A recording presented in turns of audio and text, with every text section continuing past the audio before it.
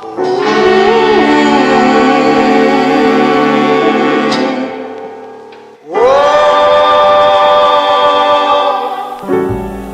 brings a tear to my eyes.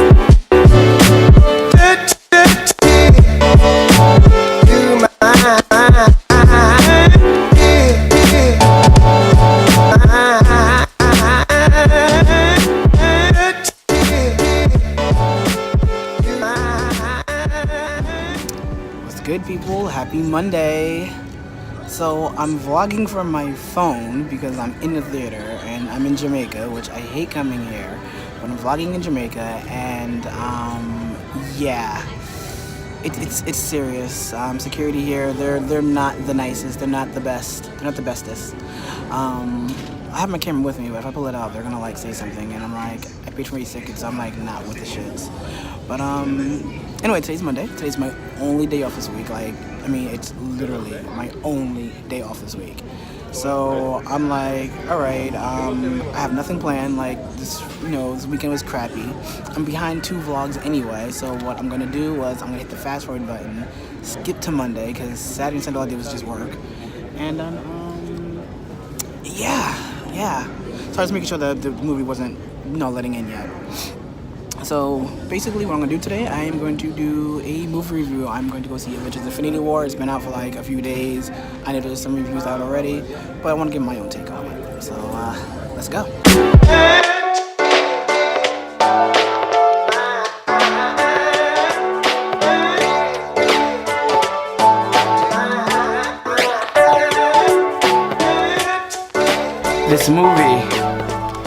This Marvel, I gotta applaud you guys. Marvel, Disney, I really applaud you guys. You did the damn thing with this movie. Like, for real. Like, you really did the damn thing with this movie. It is very reminiscent to how the comics are. I mean, of course, there's some changes here and there, but there are a lot of, like, key points that's like, oh, they took this from the pages of the comics and put it in the movie. Like, this movie will definitely make you laugh. It will make you cry, because not for nothing, like, there's a lot of death in this movie. Like, a lot of death. And it's like, oh wow. And it's not even like the fact that these characters die, it's how some of them die. It's like, damn, that's fucked up. Or, damn, like, you're so young, like this movie is like, well, damn, like it's good. It's real good. They did the storyline justice. Like, there's a lot of parts where it's like, you know what, like it makes you cheer, like, you guys can do this, you guys got this. And then the next scene, it's like, oh my god, what the hell just happened? Like, the movie is good. The movie is good. I like how they kind of humanized Thanos. Like, spoiler alert. There's a scene like where he's trying to get the Soul Stone, and in order to receive the Soul Stone, you need to take a soul for a soul. So he has to give up something that he truly loves, and Gamora happened to be that one thing in the universe that he actually truly, like, deeply loved, and he had to sacrifice her in order to get the Infinity Stone. And for that brief moment, like, you can see his grievance, like he's grieving it, and he's like, I gotta make this sacrifice to get what I want, and it humanizes him, and I kind of like that. Like, it made the villain a little more relatable. And then again, like, at the end of the movie, like, after he gets all the Infinity Stones, and he snaps his finger, like, he gets transported to a reality to where, like, Gamora was still a little kid, and which we see in the beginning parts of the movie, and she turns around and asks him, like, did you do it? And what did it take? And he says everything. And he, you can see that he's like sad, and he doesn't know he's trying to process the whole thing, and again, it humanizes him.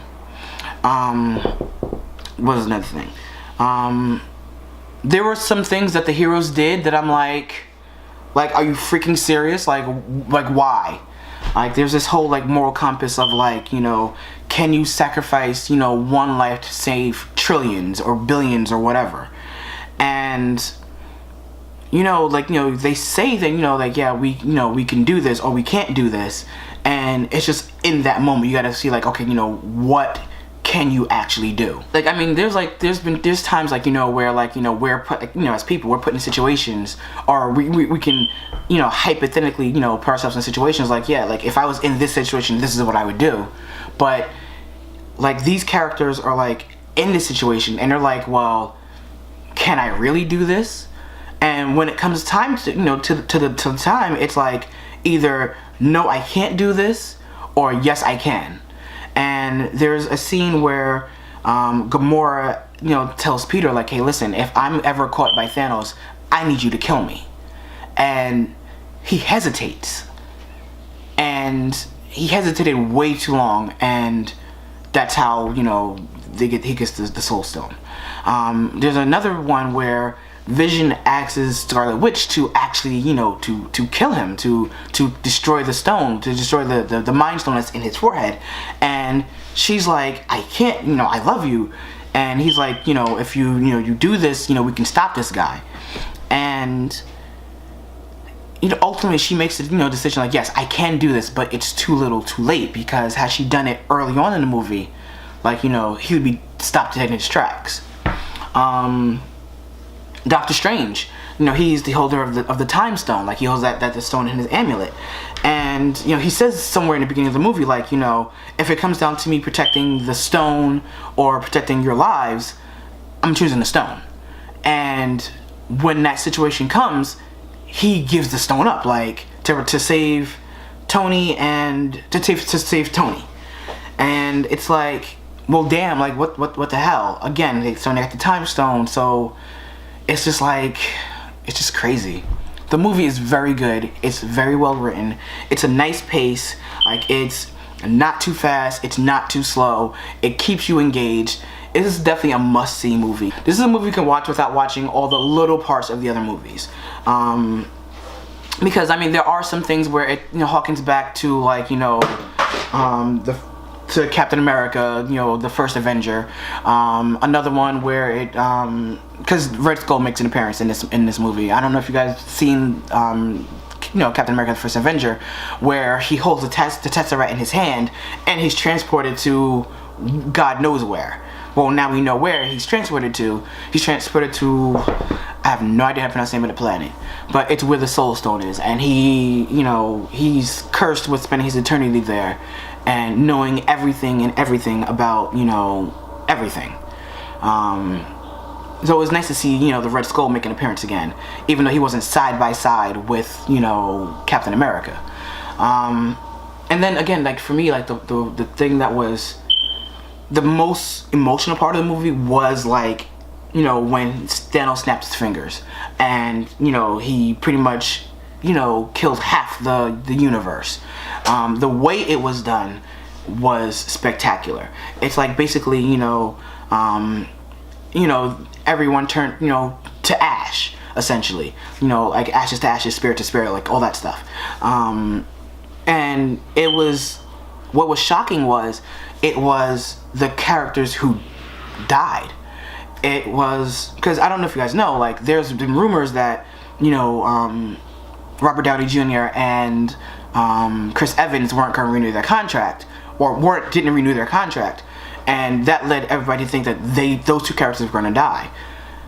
Surprisingly, not one person from the original team dies. It's all the new characters die, and the way they die, again, it's horrible. It's just like, you know, the most emotional one is where Spider-Man dies, or Peter dies.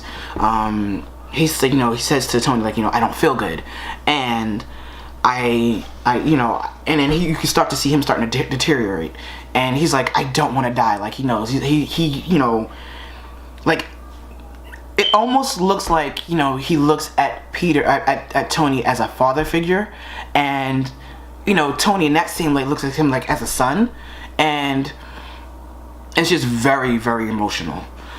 Even the end credit scene, it's like, you know, after the movie, you know, goes off, like, oh, sorry, actually, hold on. So you know how most Marvel movies end like with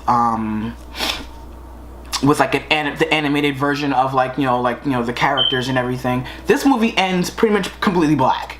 Like there's no animation, there's like almost no life. It's just like a, you know, plain black screen with the credits rolling. And then, you know, the end credit scene comes up. It's Nick Fury and Agent Hill. They're in New York. They're driving in their SUV, and another SUV comes out of nowhere. And, you know, of course, you know, they're SHIELD agents, so, you know, they're trained to, like, you know, go at it and get ready for it.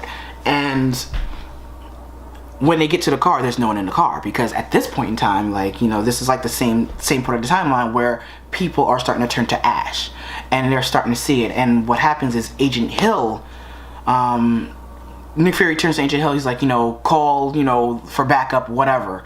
And she starts deteriorating, and she like deteriorates in front of him. So he pulls out this beeper looking thing, which I have not seen a beeper in forever. And he's trying to, you know, send a distress signal, and as he's sending it, he starts deteriorating. And he does manage to, you know, activate the beacon, and we see that it's, you know, it falls to the ground. We see that it's sending, and then it's received, and then it shows a symbol.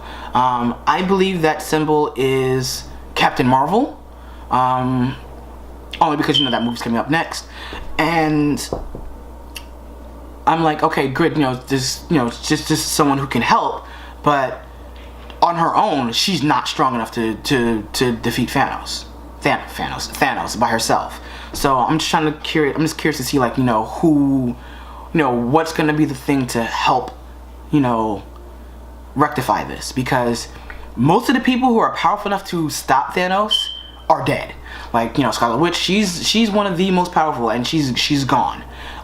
Vision is gone, because especially since, you know, he took the Mind Stone out of his head, like really ripped it out of his head, so he's dead.